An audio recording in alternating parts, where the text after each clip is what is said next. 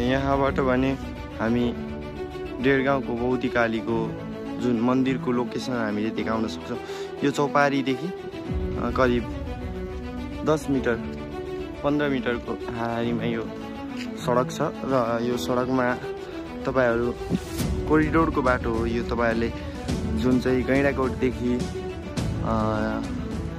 यता रामपुरसम्मको यात्रा हुने गरेको छ र यो सडकमा आउने क्रममा हामीले यहाँ यो गुफामा जाने बाटो पनि देख्नेछौँ र यहाँ बोर्ड राखिदिएको भए चाहिँ अझै राम्रो हुन्थ्यो कि भन्ने हाम्रो भनाइ हो। र हामी यहाँ यो चाहिँ जुन अगाडिको भाग पस्ने प्रवेशद्वार थियो भने अहिले भने हामी निस्किने यो पहाड जुन बाहिर निस्किने ठाउँमा हामी प्रवेश गर्दैछौँ फेरि पनि।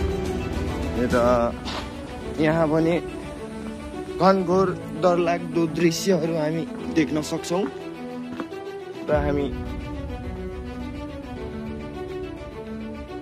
धेरै कष्टहरू छिचोल्दै यहाँभित्र प्रवेश गर्ने परेको हुनेछ र हामीसँग धेरै ठुलो लाइटको सुविधा नभएको कारणले गर्दा हामी यतिसम्म मात्र तपाईँहरूलाई देखाउन चाहे।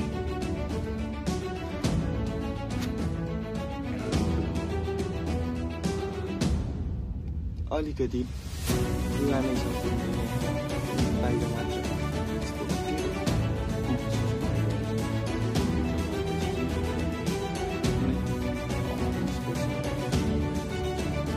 त्यसै बुढाहरूले पुर्खामा बजार बस्ती होइन र ठुलै त रहेछ ठाउँहरू। हामीले आज अनुभव गर्नु पायौँ र तपाईँहरूलाई पनि हामीले साथसाथै हाम्रो टिम साथसाथै तपाईँहरूलाई पनि अनुभव गराउन पायौँ। दाइलाई हेर्न सक्नुहुनेछ उहाँ करिबन 5 फिटको मान्छे हुनुहुन्छ। उहाँ चाहिँ सकुशल तरिकाले ठाडै उभिन सक्नुभएको छ। हामी तपाईँलाई देखाउन चाहे। दाइलाई धेरै भित्रसम्म जाँदा मनाइ गराउन चाहे किनभने हामी जानकारी बिना आएको छौँ। यहाँ कुनै पनि सेक्युरिटी गार्ड अथवा बासिन्दा भने भेटिनौँ। आज पक्कै पनि आफ्नो कार्यको व्यस्तताको कारणले आफ्नो कार्यमा अघि बढ्दै हुनुहुन्छ होला पक्कै पनि। सो हेलो एन्ड नमस्ते एभ्रिवान, सबैलाई न्यानो नमन।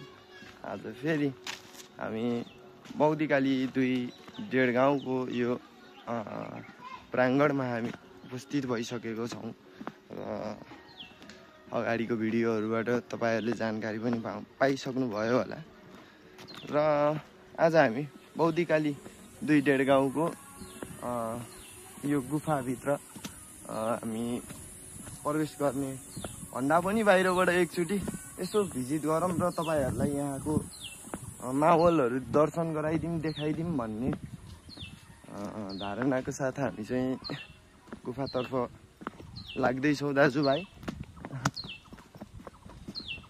र तपाईँहरूलाई जे जस्तो हुन्छ गुफामा दृश्यहरू देखाउने नै छौँ है त। बाटोलाई भने एकदमै राम्रो गरेको रहेछ। यहाँ हामी संजोगवश हामीले यहाँ जाने क्रममा चाहिँ सर्प पनि भेट्यो बाटोमा। सायद यो मन्दिरकै केही भगवानहरूको केही हुनसक्छ भन्ने आश। र यो चाहिँ हामी गुफाको नजिकै पनि आइसक्यौँ। गुफाको नाम त थाहा भएन, अक्लादेवी गुफा होला पक्कै पनि जहाँसम्म लाग्छ। र यहाँ बौद्धिकाली 2 डेढगाउँमा अक्लादेवी मन्दिरको ठुलो भव्य र सभ्यको साथ धाम हुने गरेको गर्दा वैशाख पूर्णिमाको दिनमा पूजा गर्ने गरेको गर्दा यहाँ यात्रुहरूको धेरै नै भिड हुने गरेको हुन्छ। र यहाँ भने यात्रु अथवा भक्त श्रद्धालुहरू करिबन 50,000 जनाको जनसङ्ख्यामा यहाँ उपस्थित भएको जानकारी गराउन चाहे। हामी बौद्धिकाली 2 डेढगाउँको यो ओडारभित्रको प्राङ्गणमा आइसक्यौँ र हामी अहिले यहाँ प्रवेश गर्ने क्रममा यहाँ भने जालीले गेट बनाएर घिरेको रहेछ। हामीले यहाँ चाहिँ बन्द गरेर राखेको देख्न सक्छौँ र यो जति सक्छ त्यति व्यवस्थित भएको राम्रो। एकदमै अहिले चाहिँ यहाँको समितिहरू सम्पूर्ण राम्रो भएको कारणले गर्दाखेरि चाहिँ यो अहिले यस्तो भएको हो। तपाईहरुलाई मैले यहाँ के देखाउन जानकारी गराउन चाहे भन्दा बत्ती त रहेछ, यहाँभित्र लाइनहरूको पनि व्यवस्था गरेको रहेछ, तर अहिले चाहिँ चापी छैन नि, चुप लागेन नि। ल अनुमति त लिनै पर्ने हो कि नपर्ने हो। पहिला चाहिँ हामी छिरिसकेको भएको कारणले गर्दाखेरि हामी चाहिँ छिर्न लाग्दै यहाँ चाहिँ के देखाउन आएको भन्दा हामी भित्रै त नछिरौँ होला, किनभने हामी अलिकति जानी नजानिकन चाहिँ जानुहुन्न। यहाँनिर तपाईहरुले देख्न सक्छ यो कुदेको एउटा साधु बाबा बनाएको देख्न सक्छ त्यहाँ स्क्रिनमा। राम्रो त छैन, तर आकारले तपाईहरुले एकचोटि अनुभव गर्नुभयो भने चाहिँ साधु बाबा देख्न सक्छ। त्यो चाहिँ कसले कुदेको र कहिले कुदेको भन्ने यहाँको बासिन्दाहरूलाई, जुन पहिलेदेखि पुर्खौली बासिन्दाहरूलाई थाहा चाहिँ नरहेछ। र यो बौद्धिकाली 2 डेढगाउँमा पहिला चाहिँ वैशाख पूर्णिमामा यो ओडारभित्र मेला लाग्ने गर्थ्यो र त्यही मेलालाई अहिले बाहिर भक्तजन श्रद्धालुहरू डेढगाउँ अग्ला देवीलाई दर्शन गर्नेको साथ यो अग्ला देवी गुफामा पनि प्रवेश गरेर जाउँ भन्ने हिसाबले यहाँ धेरै यात्रु अथवा भक्तजनहरू आउने गरेको छ। र यहाँ भित्रको तपाईहरुलाई दृश्य देखाउन चाहे फेरि अर्को यस्तै नै अनौठो खालको ठाउँ छ यहाँ, जुन चाहिँ शिवलिङ्ग भनेर हामीले चिन्न सक्छौँ। यो स्विच बोर्ड हामीले बत्ती बाल्न चाहे स्विच बोर्डले के काम गर्छ त, ल बत्ती बल्यो, यतातिर बत्ती बल्दो रहेछ र यहाँ पनि बत्ती बल्दो रहेछ। र हामीले यहाँ यो दृश्यहरू भने यसरी देख्न सक्छौँ। काली गण्डकीको छेउबाट लिएर आएको यो धेरै प्रकारको केही हुन सक्छ। हामीले तपाईहरुलाई यो क्यामेरामा कैद गर्न चाहे र यहाँ भित्रबाट चाहिँ हामी जाने प्रवेशद्वार चाहिँ यहाँ भित्र रहनेछ। यो भित्रको बाटो चाहिँ हामी गयौँ भने चाहिँ हामी प्रवेशद्वारमा प्रवेश गर्नेछौँ र हामी 2 जना मात्र भएको कारणले गर्दा र अन्य जानकारी नलिकन प्रवेश गरेको हुँदा हामी यहाँ भित्र प्रवेश गर्न भने बाध्य भएनौँ। हामी असमर्थ भयौँ र केही समयहरू मिलाएर प्रवेश गर्यौँ भने चाहिँ हामी प्रवेश गर्ने नै छौँ पक्कै पनि। तपाईहरुले यहाँ भित्र गएर चाहिँ यी मान्छे उठ्ने मिल्ने खालको चाहिँ ठाउँ भेट्न सक्छौँ। तारहरूको बिजुलीहरूको व्यवस्थित चाहिँ गरेको रहेछ, तर स्विच बोर्ड चाहिँ कहाँबाट हो भन्ने कुरा जानकारी चाहिँ भएन। यही हाम्रो यात्रा चाहिँ यहीँबाट जाने हो। यस्तो यस्तो हुँदै हामी चाहिँ बाटो चाहिँ राम्रै छ, भित्र उठ्न सक्ने मिल्ने खालको सम्म चाहिँ रहेछ है हजुर। यस्तै छ है त। अरू पनि देखाउने चाहे मैले शिवलिङ्गहरू तपाईहरुलाई देखाउन चाहे, जुन शिवलिङ्गमा जतिखेर पनि पानी चुहिराख्ने गर्ने गरेको छ। बाटो भने आफैले विचार गरेर हिँड्नुपर्ने हुन्छ है त। दाइ हजुर आउनु हुने एकचोटि दर्शन लिन। हामी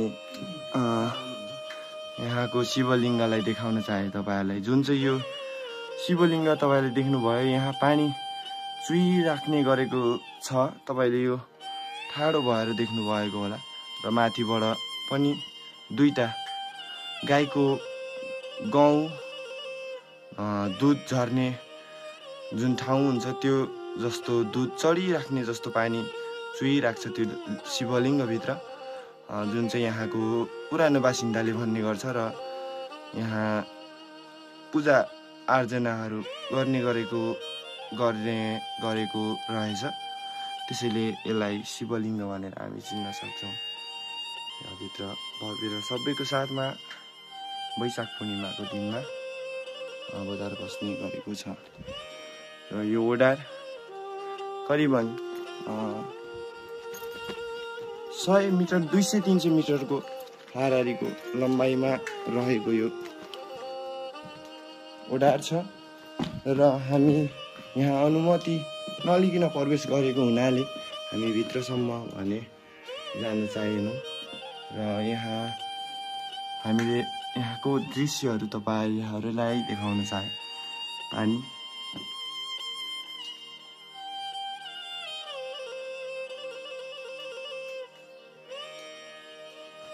हामी ग्राउन्ड लेभलदेखि चाहिँ हामी मजाले उठ्न सक्ने खालको ठाउँ छ है यो ओडारभित्र चाहिँ प्रवेश गर्दाखेरि पनि हामी यो ठाउँदेखि उभिएर अझै यति खाली चाहिँ ठाउँ छ। पक्कै पनि तपाईँहरूले धेरै ठाउँबाट हामीलाई हेर्दै गर्नुभएको होला। यो भिडियो प्रत्यक्ष प्रसारण भइरहेको क्रममा तपाईँहरू पनि यस बौद्धिकाली 2 डेढगाउँको यो पर्यटकीय रमणीय क्षेत्रभित्र आउन चाहनुहुन्छ भने तपाईँहरूलाई सिधा राम्रो र सुन्दर दृश्य अवलोकन गर्नुको साथै यहाँ अन्य किसिमको यहाँको कला संस्कृतिहरू पनि यहाँको मान्छेले देखाउने गरेको छ। तपाईँहरूलाई भव्य र सबैको साथ स्वागत पनि गर्ने गरेको छ। हामी हिजो आउँदाखेरि यहाँ राम्रोसँग ठुलै मेला लागेको थियो र आज चाहिँ हामी दोस्रो दिन हामी यहाँको गुफाभित्र प्रवेश गर्न आउँदै थियो र आज यहाँ कुनै पनि गार्ड सेक्युरिटीहरू भने हामीले देखेनौँ र हामी भित्र जाने भने असमर्थ रह्यौँ। यहाँ पछाडि देखेको तपाईँहरूलाई कुदेको साधु बाबाहरू सबै मैले दृश्यमा तपाईँहरूलाई देखाइसकेको छु। यहाँ एकदमै व्यवस्थित गरिएको रहेछ। यसको लागि धेरै नै धन्यवाद व्यक्त गर्न चाहन्छु यहाँको जति पनि कार्य समितिहरू हुनुहुन्छ।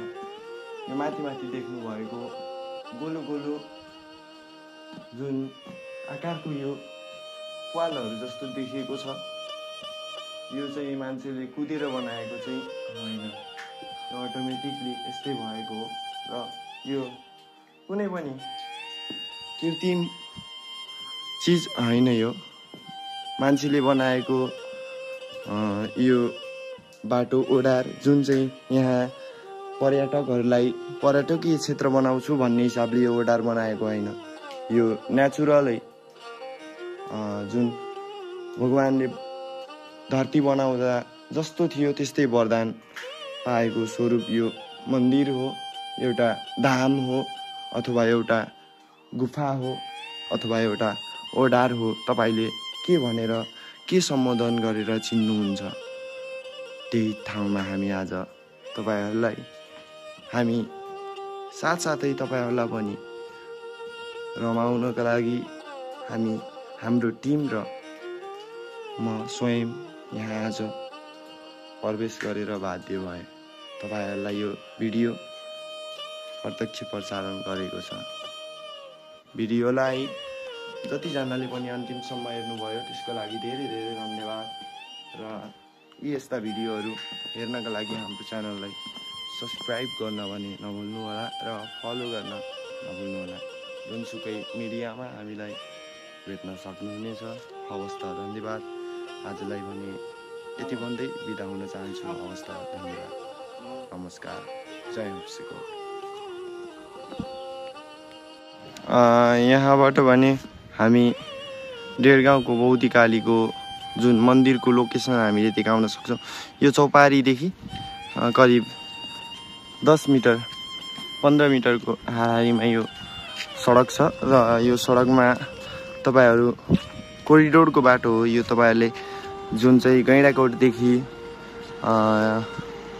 यता रामपुरसम्मको यात्रा हुने गरेको छ र यो सडकमा आउने क्रममा हामीले यहाँ यो गुफामा जाने बाटो पनि देख्नेछौँ र यहाँ बोर्ड राखिदिएको भए चाहिँ अझै राम्रो हुन्थ्यो कि भन्ने हाम्रो भनाइ हो। र हामी यहाँ यो चाहिँ जुन अगाडिको भाग पस्ने प्रवेशद्वार थियो भने अहिले भने हामी निस्किने यो बाहिर जुन बाहिर निस्किने ठाउँमा हामी प्रवेश गर्दैछौँ फेरि पनि।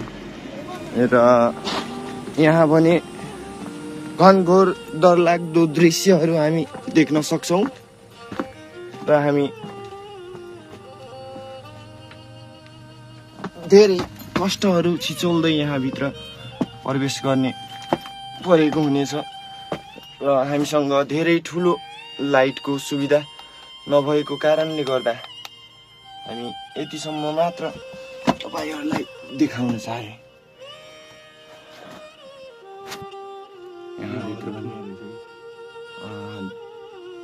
अलिकति खुल्ला नै छ जुन चाहिँ यहाँ बाहिर मात्र यस्तो अप्ठ्यारो महसुस भएको रहेछ। भित्र गएपछि चाहिँ हामीले ठुलै ठाउँहरू स्पेसहरू हेर्न सक्छौँ।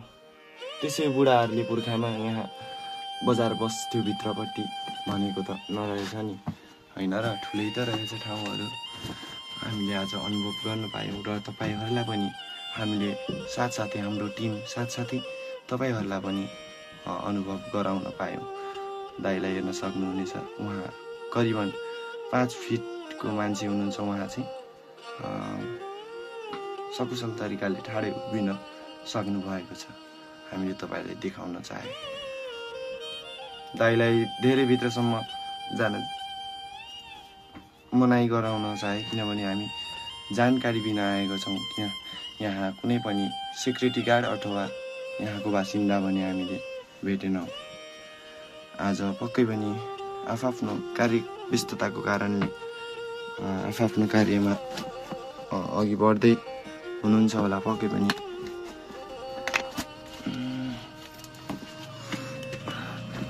यो हामी बाहिर निस्किने प्रवेशद्वार। यहाँ बालबालिकाहरू पनि हामी भिडियो गराउने क्रममा आएको तपाईहरुले देखाउन चाहे। नमस्कार, कहाँदेखि हुनुहुन्छ, को हुनुहुन्छ तपाईहरु? बौद्धिकाली 2 क्रेमटार डेढगाउँको यो दृश्य हो। भिडियो बनाउने क्रममा धेरै लामो हुन्छ अथवा छोटो हुन्छ भन्ने थाहा अत्तो भन्ने हुँदैन। त्यसकारणले भिडियो जे जस्तो भयो, भिडियोमा जस्तो गल्तीहरू बोले त्यसको लागि क्षमा चाहन्छु। आजलाई यति नै, हवस् त धन्यवाद। फेरि पनि यति नै भन्दै बिदा हुन चाहन्छु। हवस् त धन्यवाद, जय नेपाल।